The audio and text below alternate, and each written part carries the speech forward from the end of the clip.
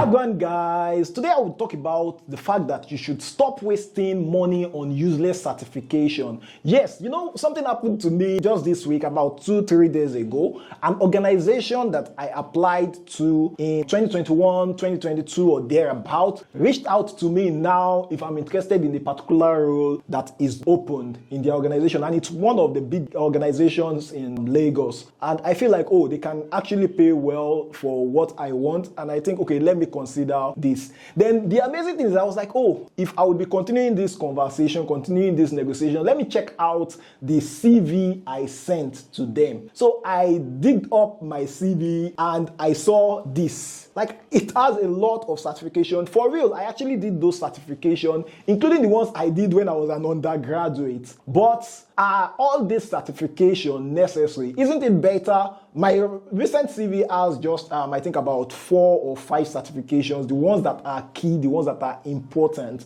And the rest of the other certifications you see, courses you see, while they are good for my LinkedIn profile and all, I don't put them in my CV anymore. So it's important that you get the right certification for your career. My guy, let's talk.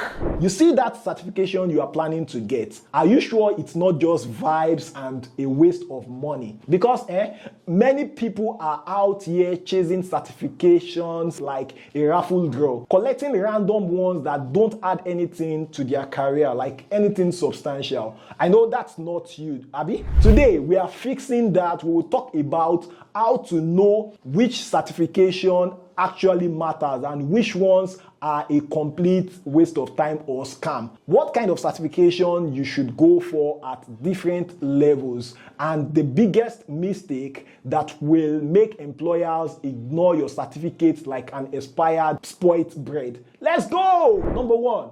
That certificate you want, does it even matter? Let's start with the most important question. Who is asking for this certification? See, some people just collect certificates for fun. But my dear, if you are looking for a remote job, freelance gig, or even a UK sponsorship visa, you need something useful. For example, everybody and their grandmother in Nigeria is rushing for project management certificates. But which one actually matters?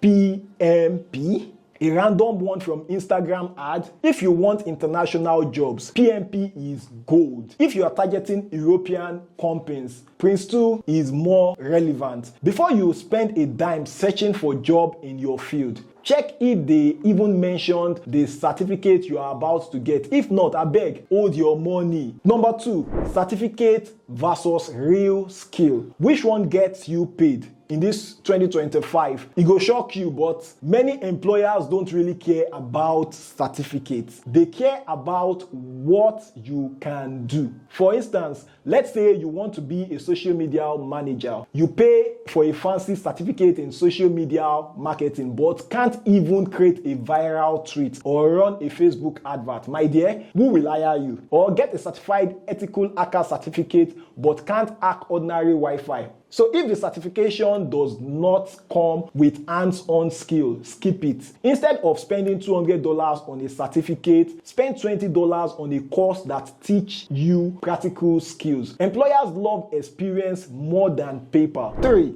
Your career level matters actually when you are considering certificates. Pick the right certification. This is where people go and do over sabi. Certifications are like jollof rice. You don't start from the last spoon. You start from the beginning. You just started learning tech and you are chasing AWS solutions architect. Bros, do you even know basic cloud computing? Or you've never done project management before, but you are running to get PMP. Relax, bro. Relax. 6. Beginner. Start with entry-level certs like Google IT support for tech or HubSpot for digital marketing. Are you a mid-level person? Go for certification that deepens your skills like PMP, AWS, or Google Data Analytics. Senior level, this is when you get the big boys certificate like the CISSP in cybersecurity, CFA, finance, and so on. Start from where you are, not where you hope to be in 10 years. 4. Will this certificate still be relevant in 5 years' time? You know, technology is moving faster than Lagos traffic. Some certificates that were hot cake 5 years ago are now somewhat useless. For instance, CCNA used to be a big deal for networking. Now, cloud is the king. AWS and Google Cloud certificates have more weight. You know, for finance guys used to focus only on CFA, but now, fintech and blockchain certificates are the future. Check LinkedIn job posts and industry trends. If the world is moving forward and your certificate is stuck in 2010, my brother, run. Number 5, avoid certifications that are too local. This one is for my people chasing international jobs and sponsorship visas.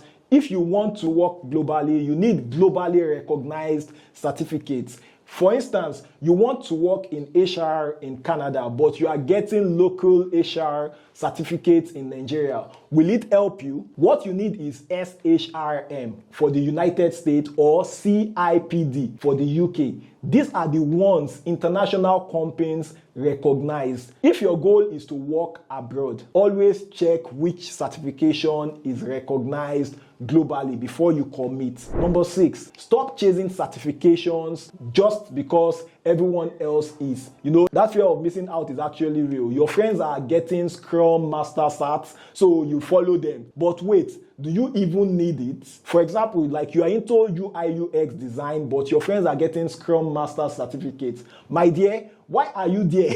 Scrum is for project managers, not designers, and you are a writer and you are collecting a random SEO certification that doesn't even teach you anything practical. Yeah, while it's a bit helpful to have it on your LinkedIn, but not at the expense of going for the real deal. So focus on your career path. If a certification doesn't help you get the job, get promoted, get a new job, or improve your skill, just ignore it. Number 7, are you actually learning or just memorizing? Some certifications are just memorize and pass. La cram, la pour. But the real world doesn't care what you crammed. For example, like a data analyst gets a certificate in SQL but can't write ordinary select statements. Employers will look at you like, Oga, what's happening? Or a freelancer gets a Google Ads certificate but cannot set up a simple ad campaign. Who will pay you? That's where bad review comes to play. So instead of cramming for exams, practice real world skills. Use online labs, do side projects, take on small gigs, anything to prove that you can actually do the work. And here is my final thought on this. The right certification can change your life for good. A good certification can help you land international jobs, increase your rate on Upwork, and even get you that sponsorship visa. But a useless one,